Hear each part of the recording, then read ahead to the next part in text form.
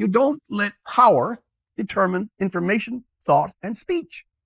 I mean, if Donald Trump were president and decided to regulate the internet, 9/10 of the world would fly up. Justin can go on about how horrific the justice system of the Supreme Court is, while up here he plays a game halfway between Animal Farm and 1984.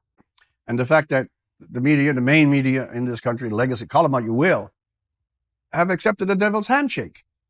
It simply cannot be otherwise said that the press, the media, the instruments of inquiry, skepticism, and test can be directly subsidized by the one major institution, the whole government, which in many ways they are charged by their very nature to investigate, to be skeptical about, to inquire, to collide with, to contest. And the idea that in this soft environment, you accept huge sums of money. And by the way, the traffic between the news media and the political media, how many journalists ended up as aides to the ministers? Well, Mr. Trudeau's chief aide, Ben Chin, began on a Toronto media station.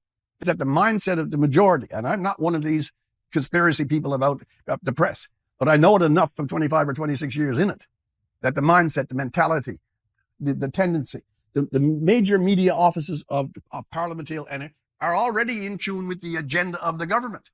They are constantly, either indirectly, subtly, or not so subtly, actually supporting the government and making themselves the opposition to the opposition. It is really quite remarkable with RCMP scandals, with Emergency Act, with truckers, with inflation, with oil, that Pierre Poilievre, who is still an outsider looking in, gets a lot of hits. He's going to tear it apart.